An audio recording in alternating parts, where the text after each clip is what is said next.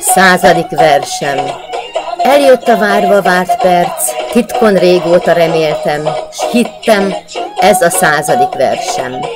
100 érzés, érintés, 100 féle hangulat, 100 ihletből szőtt gondolat, 100 szó, fogalmazás, mondat, 100 eldobott papírdarab, több 100 órányi költészettel töltött hajnalok, s éjszakában nyúló nappalok.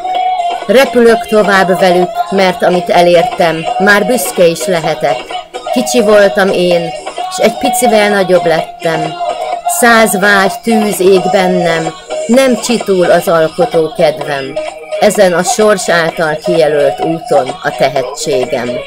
Drága barátaim, olvasóim, látogatóim! Millió köszönet és hála nektek, hogy hallgatjátok, olvassátok az írásaimat, számotokra készítettem, s öröm reptesi a szívem, hogy tetszenek.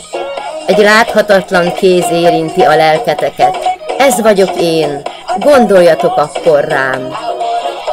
Hisz összes művem belőlem született, mindegyik való, igaz, átélt történet. 100 szétesett tollvonás, 100 valósághű eszme, hittelteli értéke megmarad örökre. 100 elhivatott, megszállott szerzemény, 100 töprengés, javítgatás, összefirkált lapok után. Tudomásom szerint egyedülálló, mit művelek, saját verseimet felmondom örökzöld zenei alapokra, gyönyörű képekkel, videókba beágyazva. Köszönöm Antal Zsuzsinak, ő helyettem főz, takarít, s leányomnak, ki bevásárol, elintéz dolgokat, a közben én alkothassak.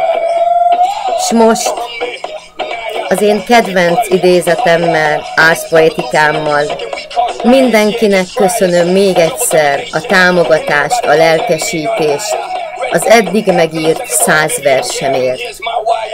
Lelkeméjén mindenki érzi, hogy akkor élt teljes életet, ha úgy gondolhat magára, mint akinek az élete nem volt hiába való, hogy ezt a helyet, ezt a bolygót jobbként hagyom el, mint amikor ide érkeztem, hogy valakinek az életét mélységesen megérintette az én létezésem.